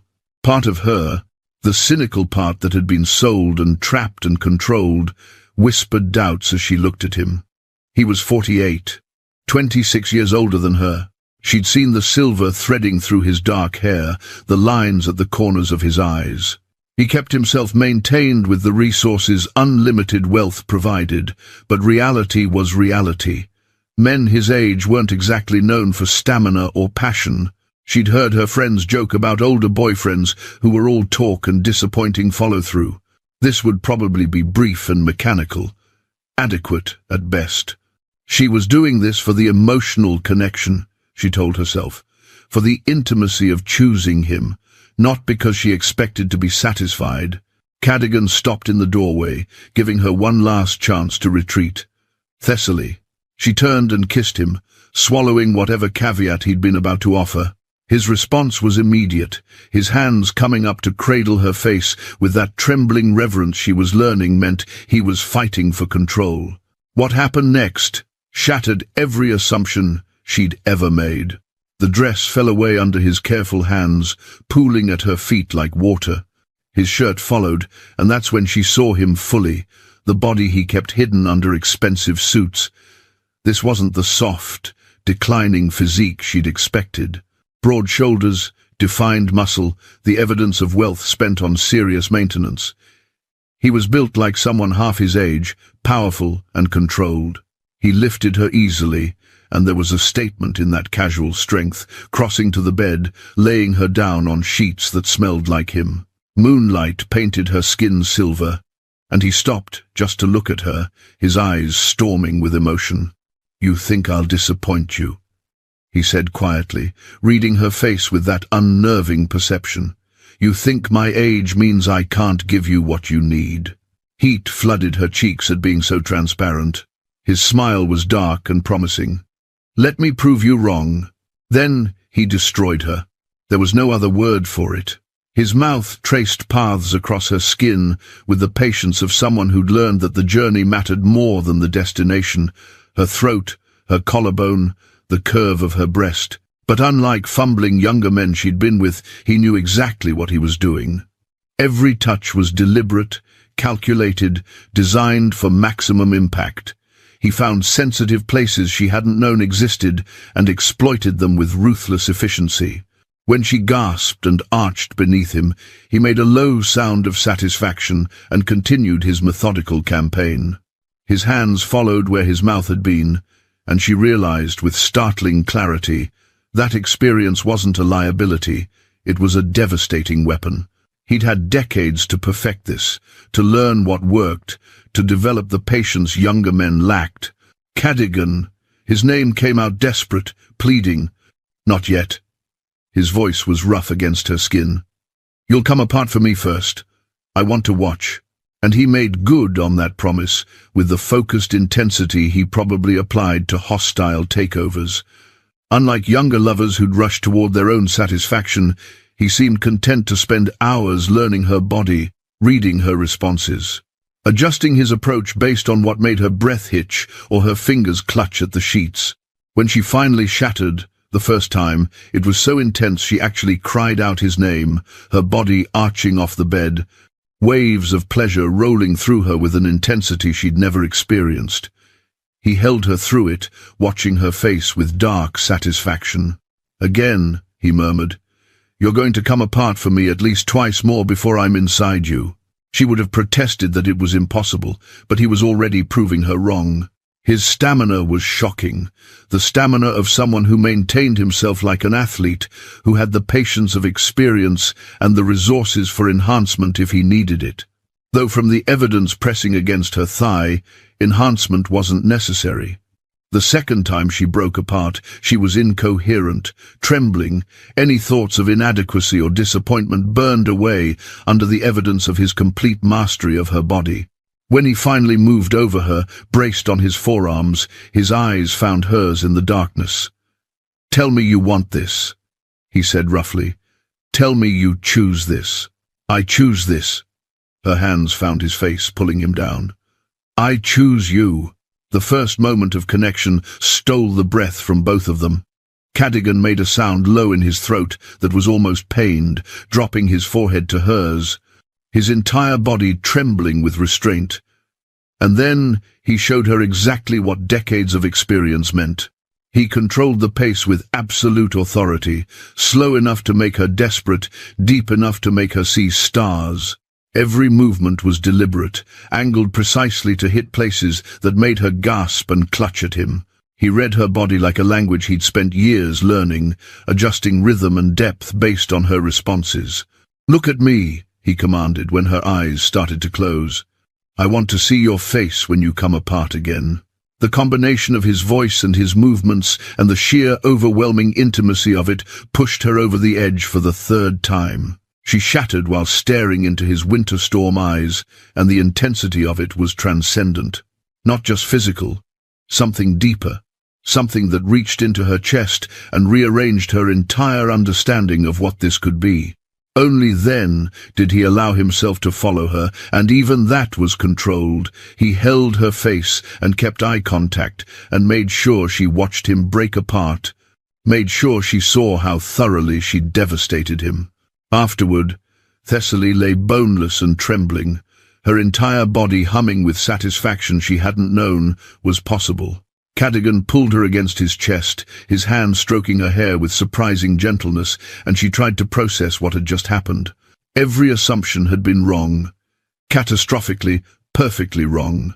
She'd expected brief and mechanical. Instead, he'd taken his time, unhurried and thorough. She'd expected disappointing stamina. Instead, he'd outlasted her by miles, making her come apart 3 times before even allowing himself release. She'd expected fumbling uncertainty. Instead, he'd played her body like an instrument he'd mastered, every touch deliberate and devastating. The men closer to her age that she'd been with before, they seemed like boys now, enthusiastic but clumsy, rushing toward their own satisfaction without the skill or patience to bring her along. Cadogan had approached her pleasure like a project to perfect, with the focused intensity of someone who'd spent decades learning exactly how to give a woman what she needed. She felt transformed. Not just satisfied, that was too small a word. She felt claimed, worshipped, utterly known. Her body still hummed with aftershocks, sensitive everywhere he'd touched. And emotionally, she was wrecked. This wasn't just sex. This was connection. intimacy, proof that everything between them was real and possible and terrifying in its intensity. "You're quiet," Cadogan murmured against her hair. "I was wrong," Thessaly admitted, her voice still shaky. "About you. About this. You thought my age meant I'd disappoint you." His chest rumbled with quiet amusement under her cheek. "I know. I could see it in your eyes. I'm sorry. Don't be." He tilted her face up to meet his eyes. "I'd rather prove myself with actions than words." "Did I?" The question held vulnerability, despite his obvious skill. Like her opinion mattered more than any objective measure of performance. "You are so good," she said honestly. "I don't think anyone else will ever—" She stopped, heat flooding her face. His smile was dark and satisfied. "Nice." That was the intention. She traced idle patterns on his chest, marveling at the defined muscle, the warmth of his skin. Then her fingers found the surgical scar directly over his heart, raised tissue, recent enough to still be slightly red. "What's this from?" she asked, tracing the edges. His body tensed almost imperceptibly. "Minor procedure. Nothing to worry about." "Cadogan, not tonight." He caught her hand, pressing a kiss to her palm. "Tonight is ours. The rest of the world can wait until morning." He pulled her closer, and she let it go, too sated and emotionally overwhelmed to push. But the scar bothered her. It was too precise, too deliberate. That wasn't cosmetic or minor. That was cardiac surgery. "You terrify me," Cadogan whispered into her hair, his voice raw. "Because losing you would destroy me. Not the way I was destroyed before. This would be complete, total. There would be nothing left." Thessaly tilted her head to look up at him, seeing that devastating vulnerability again. She understood it now, felt it herself, the terrifying knowledge that she was falling in love with someone who could devastate her. "Then, don't lose me," she said simply. His arms tightened around her. "I'm going to fail you. I'm going to be too controlling or too obsessive or too— Then I'll tell you, and you'll listen, and we'll figure it out together." She pressed a kiss to his jaw. "That's what people do, Cadogan. They don't have to be perfect. They just have to try." He looked at her like she'd offered him salvation he didn't deserve. Then he kissed her again, slow and deep, and she felt heat beginning to build between them once more. This time, when they came together, it was slower, softer, but no less intense. And Thessaly learned that stamina really did come with experience. Cadogan seemed perfectly capable of going all night if she could handle it. She fell asleep hours later, completely spent, wrapped in his arms while moonlight painted them silver. Her body ached in the best way, her heart felt dangerously full, and somewhere in the space between consciousness and sleep, she admitted the truth to herself. She was in love with him, completely, terrifyingly in love. Thessaly woke to cold sheets and empty space where Cadogan should have been. Pale morning light filtered through the floor-to-ceiling windows, turning Puget Sound silver-grey. Her body ached in unfamiliar places, reminders of the night before, of being thoroughly and repeatedly proven wrong about every assumption she'd made. The sheets still smelled like him, like them together, and heat flooded through her at the memory. Then she heard the buzzing. Cadogan's phone vibrated insistently on his nightstand, the screen lighting up with notification after notification. She reached for it instinctively, meaning to silence it, when she saw the contact name, Dr. Hollis. A dozen messages, all marked urgent. Thessaly sat up, unease prickling down her spine. She shouldn't look. This was private, his business, a violation of trust. But her fingers were already swiping, already opening the message thread, and what she saw made the air leave her lungs in a rush. Medical reports, lab results, imaging scans she didn't fully understand, but recognized as cardiac-related. And there, in clinical language that somehow made it worse, the diagnosis. Stage 3 cardiac sarcoma. Rare, aggressive, already metastasizing. Treatment options listed with their corresponding success rates, all devastatingly low. Prognosis without intervention, 12 to 18 months. With aggressive treatment, possibly 24 months, but quality of life significantly impacted. The most recent message, sent just an hour ago: Cadogan, you missed your consultation again. We need to discuss next steps immediately. The window for surgical intervention is closing. The scar, that surgical scar over his heart that he'd deflected questions about, not a minor procedure, not old business. He was dying. Thessaly's hands shook so badly the phone slipped from her fingers onto the bed. Her mind raced backward through every interaction, recontextualizing everything. He'd bought her knowing he had maybe 2 years left, married her while dying, made love to her last night while carrying this devastating secret, and he hadn't told her, hadn't given her the choice to decide if she wanted to sign up for inevitable heartbreak. She was out of bed before conscious thought caught up, pulling on his discarded shirt from the night before, her legs unsteady as she left his bedroom. She found him in his study, exactly where she'd known he'd be, sitting at his desk with his head in his hands. He looked up when she entered, and something in her expression made him go very still. "Thessaly, you're dying." Her voice came out flat, shock insulating her from the full emotional impact. "Cardiac sarcoma. Stage 3. 18 to 24 months, maybe less." The color drained from his face. His eyes went to his phone in her hand, then back to her face. "You read my messages. Your phone wouldn't stop buzzing. I thought it might be important." A hysterical laugh escaped her. "Turns out I was right. Your doctor is very concerned that you're missing consultations for your terminal cancer."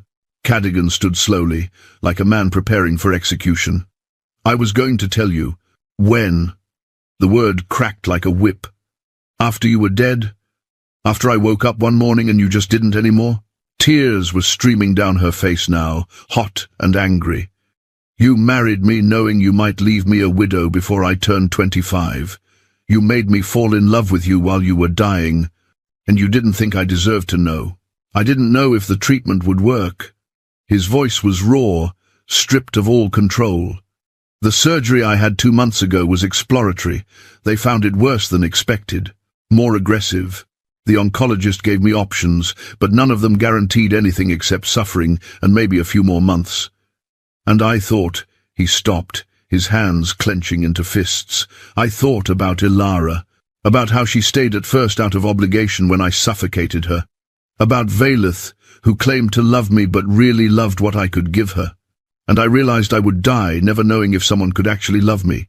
Not my money or my power or out of pity for my condition, just me." "So you bought yourself a wife?" Thessaly's voice broke. "Trapped someone who couldn't leave so you could pretend it was real?" "Yes." The admission seemed to cost him something vital. "At first, yes. I saw your file and thought, here's someone who needs saving. And maybe in saving you, I could feel like I mattered before I died. But then I met you, and you were angry and fierce and refused to be broken by any of this, and Sylvain loved you, and every day you chose to stay even though you hated me. I fell more in love with you." He moved toward her, stopping just out of reach. "I didn't want you to stay out of pity. I didn't want you to waste your youth, nursing a dying man. I needed, to know that someone could love me for me, even if it was built on a foundation of lies. I'm sorry. Thessaly, I'm so sorry.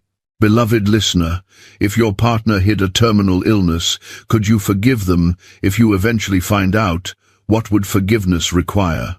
She stared at him through tears, seeing him clearly for the first time. Not the controlled billionaire or the obsessive stalker or the skilled lover from last night. Just a terrified, dying man who'd made catastrophically bad choices, trying to feel human before the end. "You idiot," she said, her voice shaking. "You absolute idiot. I know. I don't love you because you're perfect or immortal or because I'm trapped here." She crossed the distance between them, grabbing his face in both hands. "I love you because you're you, flawed, controlling, desperate, and trying so damn hard to be better than your worst instincts. I love you because you see your daughter in doorways and look at her like she's magic. I love you because you brought me to save me from something worse, even if your methods were insane. I love you because when you touch me, I feel like I matter. Cadogan's breath hitched, his hands coming up to cover hers. Thessaly, we're going to fight this together, she said fiercely. You're going to call Dr. Hollis back and schedule whatever consultation you've been avoiding. You're going to explore every treatment option, and I'm going to be there for every appointment, every procedure, every moment, not out of pity or obligation, but because I choose to be. Do you understand me? He pulled her against him, burying his face in her hair, and she felt his shoulders shake with silent sobs. I don't deserve you. Probably not. But you have me anyway. She held him tighter.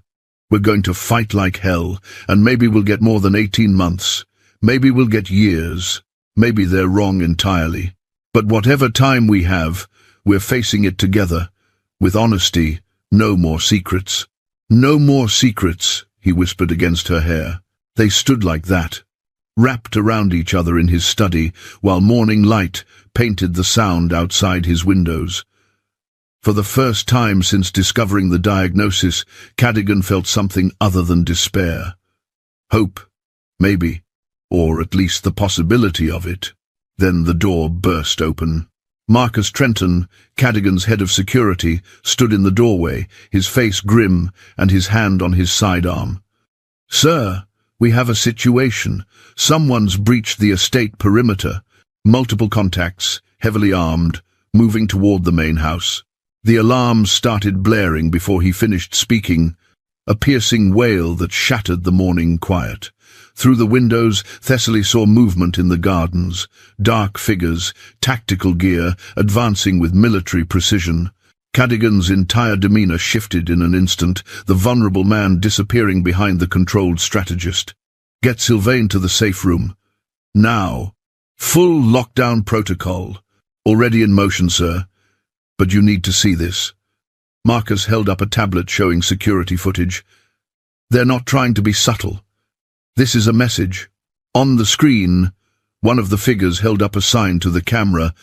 Block letters, clear even from a distance. We want Thessaly Renvale. You have 10 minutes.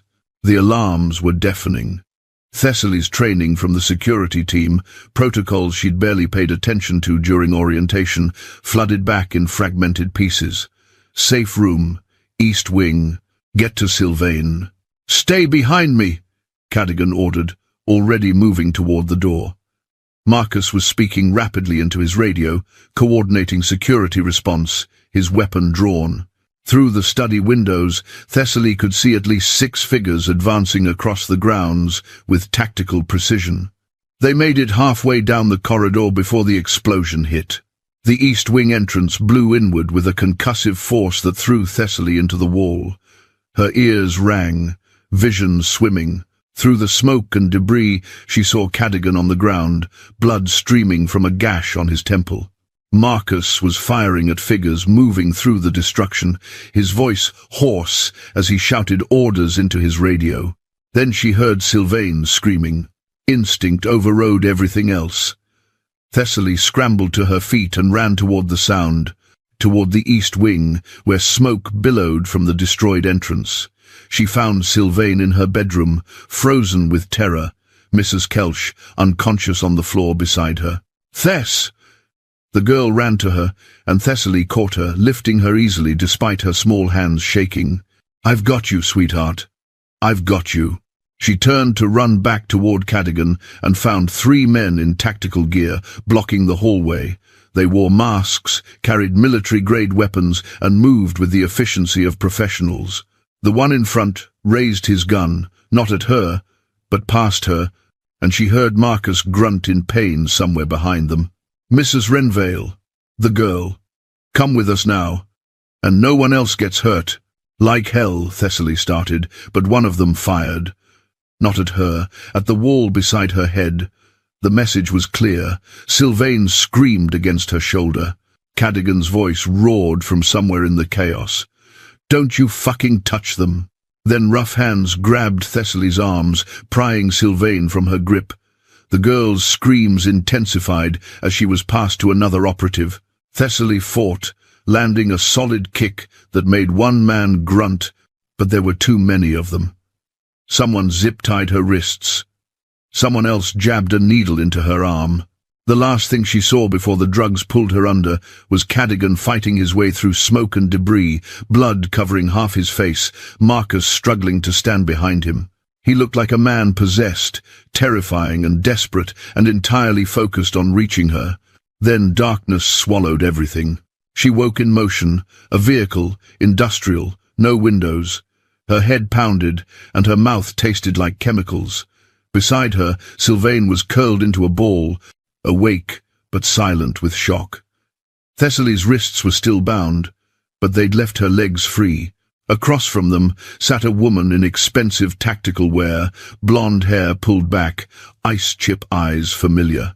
Vaelith Crane smiled. "Welcome back, Thessaly. Sorry about the dramatics, but Cadogan wouldn't have let you go voluntarily. Where are you taking us?" Thessaly's voice came out hoarse. She shifted to put herself between Vaelith and Sylvain. "Somewhere your husband will find you, eventually, after I get what I want." The drive took 40 minutes.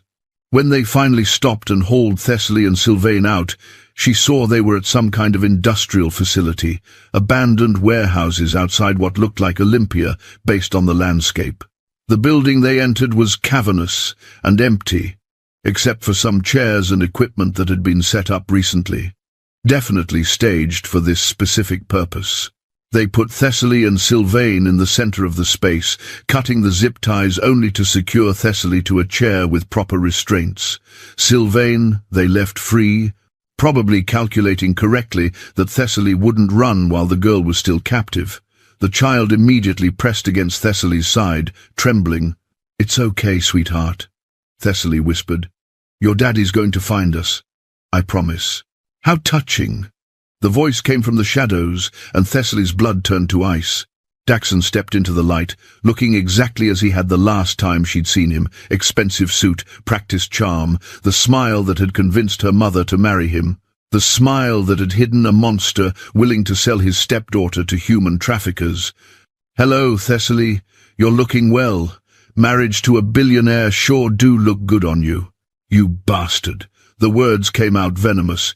"You sold me. You sold me to exactly who I intended to," Daxon finished smoothly. "Did you really think that auction was random? That Cadogan Renvale just happened to find your file and develop his White Knight complex?" Vaelith moved to stand beside him, and the pieces clicked into place with sickening clarity. "We've been working together for almost a year," she said. "Ever since Cadogan destroyed what we had, and then destroyed my reputation in the industry when I fought back. I wanted revenge. Daxon wanted money. And Cadogan, well, Cadogan had predictable weaknesses we could exploit." "I don't understand," Thessaly said, though she was starting to. Daxon pulled up a chair, sitting casually like they were having coffee instead of participating in a kidnapping. Vaelith knew Cadogan's type, broken things he could fix, damsels he could save. She knew about his diagnosis.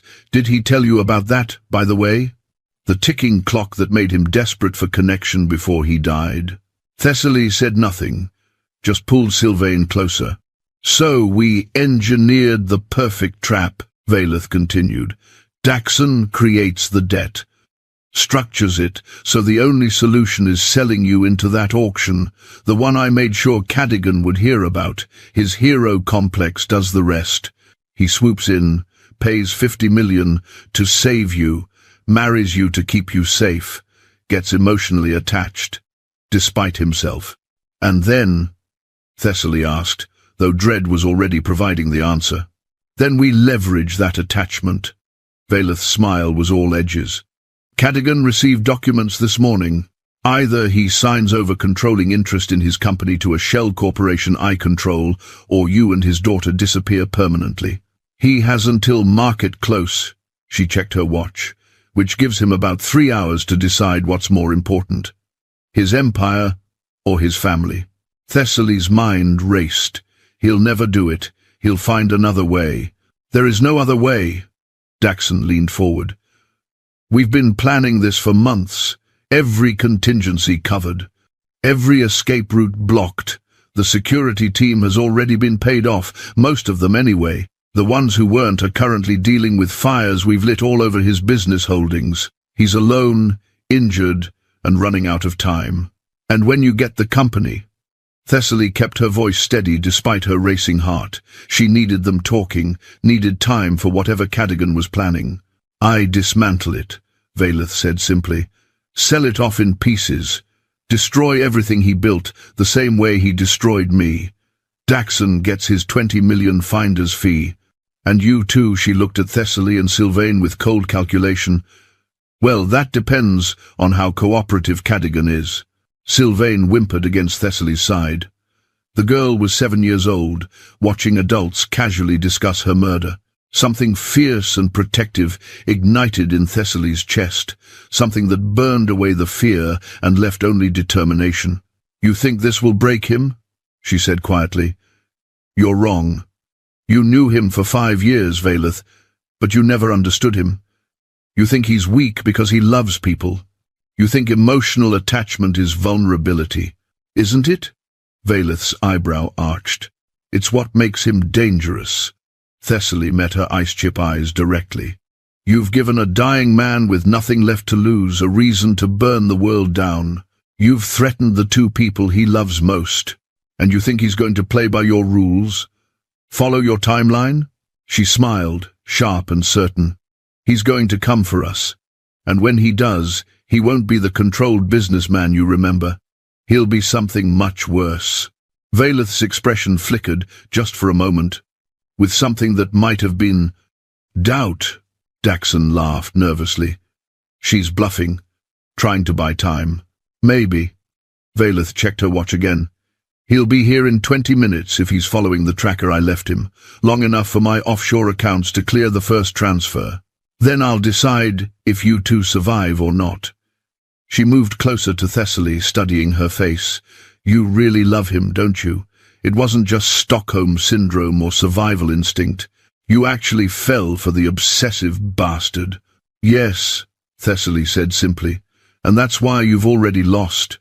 Because he knows I love him. And there's nothing more dangerous than a man fighting for someone who chose him freely.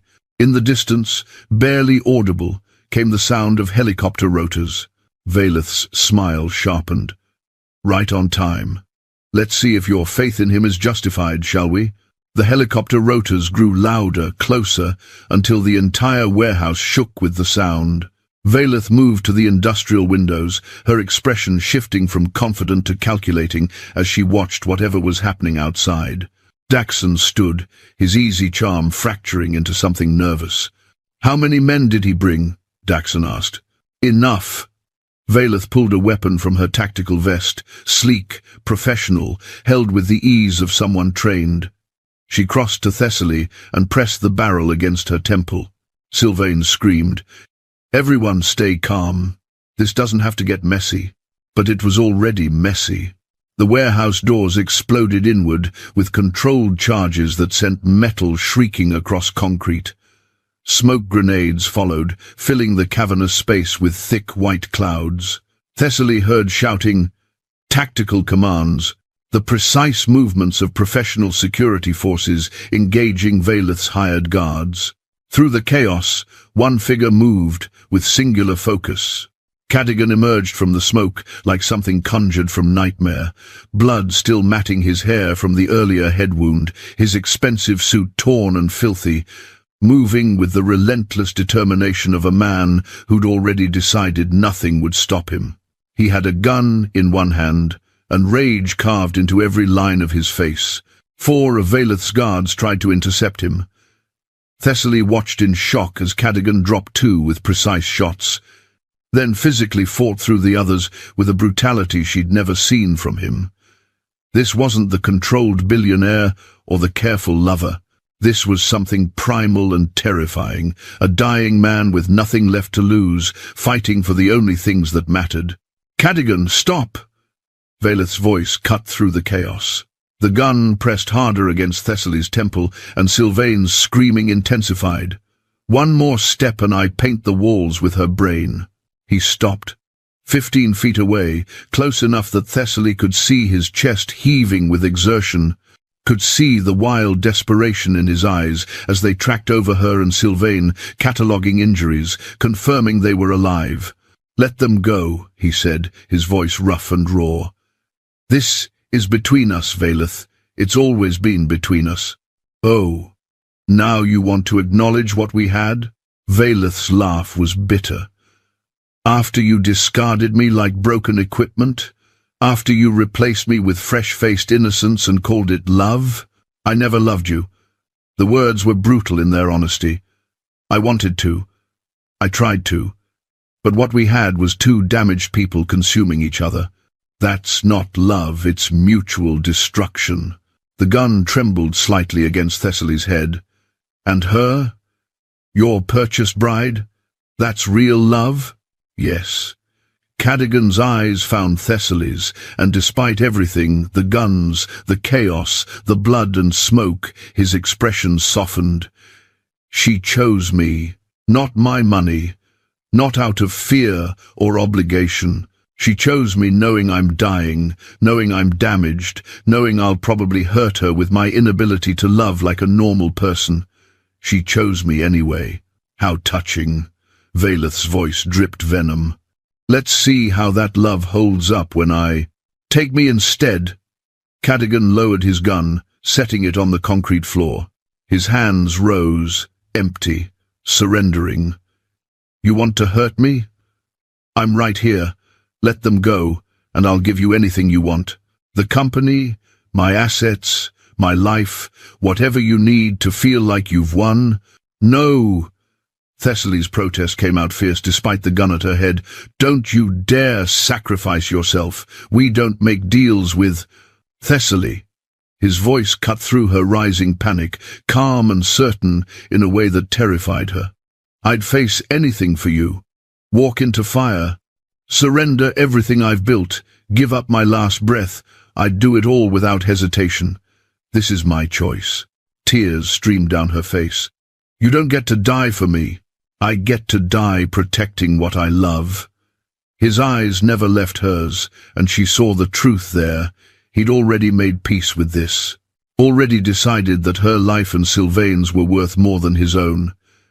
"And I love you more than I've ever loved anything or anyone in my entire life." Veleth made a sound of disgust. "God, you're pathetic." The great Cadogan Renvale, brought to his knees by Thessaly, saw her moment.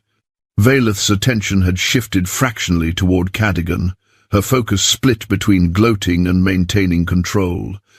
The gun barrel wasn't pressed quite as firmly against her temple, and Sylvain, terrified, traumatized Sylvain, was standing just to the side, small and forgotten. "Sylvain," Thessaly said quietly, calmly, "remember the game we played, where you pretend to faint?" The girl's tear-filled eyes met hers. Understanding flickered. "Now, sweetheart." Sylvain collapsed with a dramatic cry, her small body hitting the concrete. Veleth's instinct was immediate and human. She looked down at the child, her gun tracking away from Thessaly's head for just a second. Thessaly threw herself backward, chair and all, using her weight to knock into Veleth's legs. The gun discharged, deafening in the enclosed space, but the shot went wild, hitting concrete somewhere to the left. Then everything happened at once. Cadogan was moving before Thessaly hit the ground, covering the 15 feet in seconds. His security team materialized from the smoke, weapons trained. Veleth tried to aim again, but Cadogan slammed into her with the full force of his body, and they went down in a tangle of limbs. The fight was brief and vicious. Veleth was trained, skilled, dangerous, but Cadogan fought like a man possessed, like someone who'd already accepted death, and therefore had nothing to fear from it. He pinned her, wrenched the gun away, and held her down while his security team moved in with restraints. Daxon tried to run, and made it maybe 10 feet before two operatives tackled him. Then Cadogan was at Thessaly's side, his hands shaking as he worked the restraints free. "Are you hurt? Did she God? Thessaly, are you?" "I'm fine." She was free and immediately reached for Sylvain, pulling the trembling girl into her arms. "We're both fine. Cadogan, we're okay." He pulled them both against his chest, his arms wrapping around them with desperate strength. Thessaly felt him trembling, felt the rapid hammer of his heart against her cheek. "I thought I lost you.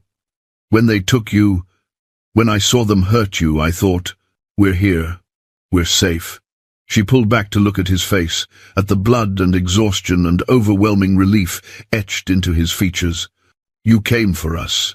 His hand came up to cup her face, his thumb gentle despite the violence he'd just committed. "I'll always come for you. Both of you." Sirens wailed in the distance, real authorities, not just private security. Cadogan's team was already processing the scene, securing Valeth and Daxon, collecting evidence. Someone was speaking urgently into a radio about medical personnel. Cadogan tried to stand and staggered. Thessaly caught him, alarmed. "Cadogan, I'm fine." But his voice was strained, and when she looked down, she saw fresh blood spreading across his shirt. Not from the head wound, but from somewhere else. He'd been shot or stabbed during the fight, and the adrenaline that had carried him through was failing. "You're not fine." She supported his weight as he swayed. "We need paramedics, now." His legs gave out, and she went down with him, cradling his head as he collapsed onto the concrete. His face had gone grey, his breathing shallow and laboured. The blood was spreading too fast. Arterial, critical. "Stay with me," Thessaly commanded, her voice breaking. "You don't get to save us and then die. You hear me, Cadogan? You promised we'd fight this together." His hand found hers, gripping weakly. "I love you," he whispered. "Whatever happens, you need to know. Don't you dare say goodbye." She was sobbing now, her free hand pressing against the wound, trying to slow the bleeding. "Sylvain needs you. I need you. You promised me more time." Paramedics burst through the warehouse doors, called in by his security team. They surrounded him with efficient urgency, assessing vitals, applying pressure, calling for immediate transport. Someone tried to pull Thessaly away, and she fought them. "I'm his wife. I'm not leaving him." Cadogan's eyes found hers one more time before they loaded him onto the stretcher. "I love you," he mouthed. Then his eyes fluttered closed. "Cadogan!" Thessaly's scream echoed through the warehouse. "No! Stay with me! Please!" They were already moving, running him toward the helicopter that had landed outside. Someone, Marcus, she realized distantly, was holding Sylvain, keeping the girl from seeing her father's blood-soaked body. Someone else was trying to explain that Thessaly could ride with him, that they needed to move now, if there was any chance. She ran after the stretcher, climbed into the helicopter beside him, and watched paramedics work with desperate efficiency while the rotors lifted them toward a Tacoma hospital. His heart monitor beeped irregularly, and all Thessaly could do was hold his hand and pray that choosing each other had been enough. Consciousness returned slowly, pulling Cadogan from darkness through layers of pain and medication. The first thing he registered was the rhythmic beeping of monitors, then the antiseptic smell of hospital, then the warmth of fingers interlaced with his own. He turned his head, carefully, because everything hurt, and found Thessaly. She was asleep in a chair pulled close to his bed, her head resting on the mattress near their joined hands. Dark circles shadowed her eyes. Her hair was tangled, still carrying traces of smoke and dust from the warehouse. She wore clothes that weren't hers, borrowed scrubs probably, and looked utterly exhausted. She'd never been more beautiful. Cadogan tried to speak and managed only a rough sound that hurt his throat. But it was enough. Thessaly's eyes flew open, and the relief that flooded her face made something crack open in his chest. "You're awake." Her voice broke on the words. "Oh God, you're awake. Don't move. I'll get the doctor." Wait, he tightened his grip on her hand before she could leave. How long? 3 days. You've been unconscious for 3 days. Tears streamed down her face freely now. You coded twice during surgery. They said they weren't sure if... Sylvain? Safe. Your sister Alexandra came from Portland. She's staying with her, taking care of her. Sylvain knows you're going to be okay. She made you drawings. Thessaly gestured to the wall where childish artwork had been taped, flowers and rainbows and stick figures labeled Daddy and Thess, holding hands. The simple evidence of his daughter's love undid him. And Vayleth, Daxon, federal custody. Both of them. Thessaly's expression hardened. Your security team had been investigating Vayleth for months. Fraud, conspiracy. They had evidence of everything. When she took us, she handed them the kidnapping charges on top of it all. She's not getting out. Neither is Daxon. Cadogan processed this. Relief mixing with exhaustion. My company. Intact. Your CFO has been handling things.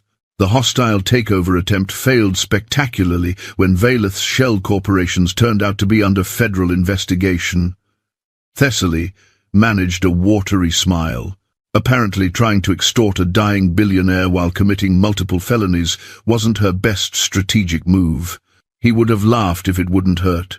Instead, he just absorbed the information. Sylvain's safe. The threats neutralized, his empire secure, everything handled while he'd been unconscious. There's something else. Thessaly's voice changed, became cautious. Dr. Hollis has been here every day. During the emergency surgery, when they were trying to stop the bleeding from where you got stabbed, they did more comprehensive scans. Cadogan, your tumor. She stopped, fresh tears falling. It wasn't what they thought it was. His heart monitor spiked. What? It's called cardiac fibroma, extremely rare, which is why it was misdiagnosed initially as sarcoma, but it's benign. Not cancer. The words tumbled out, rushed and disbelieving, like she still couldn't quite accept them. They removed it during the surgery. All of it. Dr. Hollis said with immunotherapy and monitoring. Your prognosis is excellent. Not 18 months, Cadogan. Decades. You're going to live. The room spun. He'd spent months preparing to die, making peace with a short timeline, trying to pack a lifetime of meaning into whatever time he had left. And now, I'm not dying? His voice cracked. You're not dying. Thessaly climbed onto the hospital bed beside him, careful of his IV lines and monitors, and pressed her face against his shoulder. We have time. All the time in the world.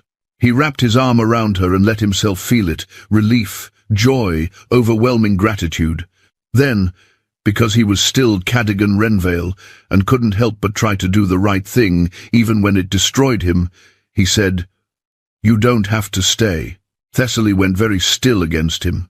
The contract is void, he continued, forcing the words out. Vayleth and Daxon's manipulation nullifies the original terms. My lawyers confirmed it. You're free, Thessaly. Free to leave, to go back to your life, to make choices that aren't coerced by debt or obligation. Or, she sat up so fast it made his monitors beep in alarm. Are you serious right now? I want you to have a choice. You really are an idiot. She stared at him like he'd suggested the earth was flat. After everything we've been through, you think I'm here because of a contract? I forced you into this. I stalked you, bought you, trapped you in a marriage you never wanted. And then I fell in love with you. The words came out fierce, almost angry. I didn't stay because of a contract, Cadogan. I stayed because I'm in love with you. Because we're a family, you, me and Sylvain. Because when you were bleeding out on that warehouse floor, all I could think was that I'd finally found someone worth fighting for, and I couldn't lose you. Because I choose you. Every single day. For the rest of our lives. Thessaly, I choose the man who spent $50 million to save me from something worse, even though his methods were insane. I choose the man who fights like a demon when someone threatens his family. I choose the man who's trying so hard to be better than his worst instincts. She cupped his face in both hands. I choose you. You magnificent, damaged, impossible man. Not because I have to. Because I want to. Cadogan felt something break inside him, something he'd held rigid and controlled for his entire life. Tears spilled down his face, and he didn't try to stop them. "I love you," he said, his voice wrecked. "God, Thessaly, I love you so much it scares me." "Good." She kissed him, gentle because he was injured, but deep and certain. "Be scared. I'm scared too. We can be scared together." He kissed her back, tasting salt from both their tears, and for the first time in his life felt like maybe he deserved this. Deserved her. Deserved the family they were building from broken pieces. A nurse knocked and entered, apologizing for the interruption. She carried a folder of documents, setting them on the bedside table with practiced efficiency. "Your attorney wanted me to bring these up. Annulment papers, if you want them. Given the circumstances of the original marriage, it would be straightforward." Cadogan looked at the folder, then at Thessaly. "Do." He reached carefully toward his jacket, draped over a nearby chair. Marcus had apparently brought his personal effects from the estate. From the inside pocket, he pulled out a small velvet box he'd been carrying for 2 weeks, waiting for the right moment. He continued, opening the box to reveal a ring, nothing like the platinum band he'd placed on her finger during their forced ceremony. This was rose gold and diamonds, delicate and warm, chosen specifically for her. "We could do this right." Thessaly's breath caught. "Thessaly Morgrave," Cadogan said, his voice steady, despite the tears still on his face, despite the hospital gown and the monitors and the absolute vulnerability of this moment. "Will you marry me? For real this time? Not because of a contract or debts or coercion. Because you want to. Because we choose each other freely, with full knowledge of exactly how damaged and difficult and complicated this is going to be." She was already nodding before he finished, already reaching for the ring with shaking hands. Yes, you dollop head, I will marry you." He laughed as he slid the ring onto her finger, the same finger that still wore the platinum band from their forced wedding. She looked at both rings, then at him with a question in her eyes. "Keep it," he said quietly. "Keep them both. The old one as a reminder of where we started, and the new one as a promise of what we're choosing to become." Thessaly launched herself at him, carefully, but with enough force that his monitors alarmed again. She kissed him through tears and laughter and overwhelming joy, while the nurse diplomatically retreated, leaving the annulment papers forgotten on the table. They'd started with coercion and control, with stalking and forced vows. But this was real, freely chosen, authentic. This was their true beginning. The San Juan Islands in late summer were exactly as beautiful as the photographs had promised. Thessaly stood in a cottage overlooking the beach, watching through the window as guests gathered on the sand below. White chairs arranged in rows, an arch wound with local wildflowers, the sound beyond, stretching infinite and silver blue under cloudless sky. 6 months had passed since the hospital, since the annulment papers left unsigned, since Cadogan had offered her a choice and she'd chosen him. 6 months of healing, his body from surgery and trauma, their relationship from the scars of how it began.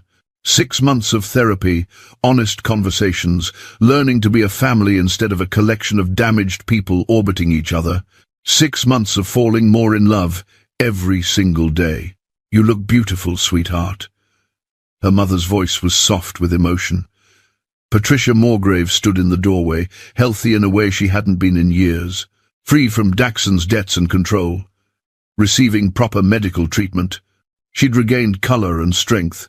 Today she wore lavender and tears of joy. "Are you ready?" Thessaly turned from the window, smoothing the simple silk dress she'd chosen. Ivory, elegant, nothing like the midnight blue she'd worn to their forced wedding. This dress was her choice. Everything today was her choice. "I'm ready." Sylvain burst into the room, her flower girl dress a cloud of white tulle, a crown of daisies in her dark hair. "Thess!" Daddy says it's almost time and he's crying already and Uncle Marcus is making fun of him. Thessaly laughed, kneeling to adjust Sylvain's crown. The girl had blossomed over the past 6 months, therapy helping her process her mother's abandonment, Thessaly's constant presence, proving that not all adults disappeared. She smiled more now, laughed freely, called Thessaly Mom, sometimes when she forgot to be careful with the word. Well, we can't keep Daddy waiting, can we? They walked down to the beach together, Patricia on one side, Sylvain on the other. Thessaly had asked both of them to walk her down the aisle, symbolizing the family she was choosing and the family she was gaining. The small gathering of guests stood as they approached. Cadogan's sister Alexandra and her family, a handful of trusted friends, some of Cadogan's executives who'd become genuine allies. And at the altar, waiting with the officiant and Marcus as his best man, stood Cadogan. He wore a simple grey suit, no tie, his shirt open at the collar, in concession to the beach setting. The past 6 months had been kind to him. The shadow of death lifted, healthy colour returned to his face, the lines of stress eased. He'd cut back his hours, spent more time with Sylvain, learned to delegate and trust, learned to live instead of just survive. When he saw Thessaly, his composure shattered immediately. Tears streamed down his face, and he didn't bother hiding them. Just stood there crying openly while she walked toward him, his expression holding such pure joy it made her own eyes sting. Marcus leaned over and whispered something that made Cadogan laugh through his tears. When Thessaly reached the altar, Cadogan took both her hands like she was something precious. "Hi," he said, his voice rough with emotion. "Hi, yourself." She squeezed his fingers. "You're crying." "I'm happy." He smiled through the tears. "I'm so goddamn happy I don't know what to do with it." The ceremony was simple, intimate. No corporate attorneys or forced signatures, just an officiant who spoke about love as choice, about building families from intention rather than obligation. And then it was time for vows.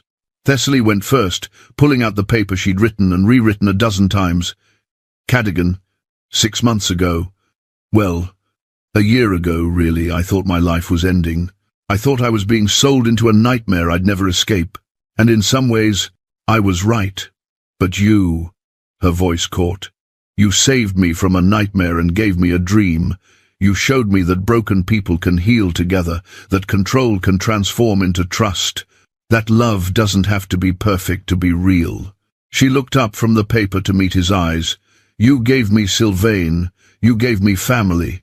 You gave me a future I didn't think I deserved, and I promise to choose you every single day for the rest of our lives. Not because I have to, but because I want to. Because you're mine, and I'm yours, and that's the only contract I'll ever need.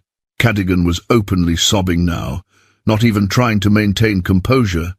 He wiped his eyes, took a shaking breath, and pulled out his own vows. Thessaly, I spent most of my life thinking love was about possession, about control, about building walls high enough that nothing could hurt me or the people I claimed to protect. I suffocated everyone I touched because I didn't know the difference between protection and prison. He stopped, composing himself. You taught me that love isn't about control, it's about trust, freedom, and choosing each other every single day. You taught me that I could be a better man, that being vulnerable wasn't weakness, it was strength. You gave me back my daughter's laughter. You gave me a reason to fight for my life. When I'd accepted death, you gave me. His voice broke completely. You gave me everything, and I promise to spend the rest of my life, however long that is, being worthy of the choice you made. I love you, Thessaly. I love you more than I knew it was possible to love anyone. There wasn't a dry eye on the beach. The officiant had to take a moment to compose herself before pronouncing them married, for real this time, with vows they'd written and witnesses who loved them and rings they'd chosen together. When Cadogan kissed her, the small gathering erupted in applause and cheers. Sylvain shrieked with joy, and Thessaly felt complete in a way she'd never imagined possible. The reception was simple. Dinner on the beach, string lights as the sun set, music playing softly. Thessaly and Cadogan's first dance was to something slow and sweet, and halfway through, Cadogan pulled Sylvain up to dance with them, the three of them swaying together while guests watched with knowing smiles. Later, after Sylvain had been passed to Alexandra for bedtime, Cadogan pulled Thessaly close during another dance. The sun was setting, painting the water in shades of gold and rose. "I have a confession," he whispered against her ear. Thessaly tensed slightly, old instincts firing. "What?" She felt him grin. "I'm thinking 3 more kids. Maybe 4. Or even 10. Relief and laughter bubbled up. She pulled back to look at his face, seeing the playful challenge there. 10? Have you lost your mind? Sylvain needs siblings. The house is too big. And I have very good genes to pass on." "Your humility is astounding," she pretended to consider, drawing it out. "Negotiate down to 2, and you have a deal." 3, he counted, spinning her out and back. "And I'll build you a library bigger than the estate. Private reading room, first editions of everything you love, comfortable chairs, the works." Thessaly bit her lip, pretending to weigh the offer. "Deal. But I'm naming them. All 3. You don't get input." "Absolutely not. We're negotiating names together like civilized people." "Fine. 2 names each. And Sylvain gets to pick the 3rd baby's middle name." He laughed, pulling her close again. "God, I love you, even when you're extorting library editions out of me in exchange for children." She pressed a kiss to his jaw. "That's when you know it's real." They danced as the sun dipped toward the horizon, painting everything gold. Around them, guests laughed and talked, celebrating not just a wedding but a triumph. 2 broken people who'd found each other in the worst circumstances and built something beautiful anyway. Marcus approached with Sylvain, who'd apparently refused to sleep and had been allowed back to the party. The girl was practically vibrating with excitement, her flower crown askew. "Can I dance too?" she asked hopefully. Cadogan scooped her up without hesitation, settling her between him and Thessaly. They danced together, all 3 of them, laughing as Sylvain tried to mirror their movements. The photographer captured the moment. A family not bound by blood or contracts, but by choice and love, and the conscious decision to build something new from broken pieces. As the sun set fully and stars began appearing over the sound, Thessaly rested her head against Cadogan's shoulder while Sylvain dozed against his chest. Everything was warm and safe and impossibly right. "Hey," Cadogan said softly, "thank you." "For what?" "For choosing me, for staying when you could have left, for teaching me what love actually means." He kissed the top of her head. "For giving me a future I thought I'd lost." Thessaly looked up at him. This man who'd stalked her, bought her, trapped her, and then somehow became the love of her life. "Thank you for being worth choosing, for doing the work, for becoming someone I could love freely instead of out of fear. We did good, didn't we?" His voice held wonder, like he still couldn't quite believe this was real. "We did great." They stood there on the beach as night fell completely, wrapped around each other and their daughter, surrounded by people who loved them. The water whispered against the shore. Music played softly. Stars multiplied overhead in the clear island sky. From a distance, if anyone had been watching, they would have seen a perfect family portrait, a man, a woman, a child, dancing slowly while the world turned dark around them. They would have seen love, peace, happiness. They wouldn't have known the truth, that this family had been forged in trauma and control and desperate choices, that it had nearly been destroyed a dozen times over, that it had required forgiveness, therapy, honest conversations, and the conscious decision to build something new instead of running from something broken. But maybe that was the point. Maybe the best families weren't the ones that came easy, but the ones you fought for. The ones you chose every single day, despite the scars and complications and imperfect beginnings. As they finally walked back toward the cottage, Sylvain asleep in Cadogan's arms and their fingers interlaced, Thessaly felt a deep sense of peace settle over her. They say you can't build a future on a broken foundation, she thought, the words forming like a prayer or a promise. But we didn't. We tore it down and built something new. Together, and that made all the difference. The cottage lights glowed warm ahead of them. Behind them, the sound whispered its eternal rhythm.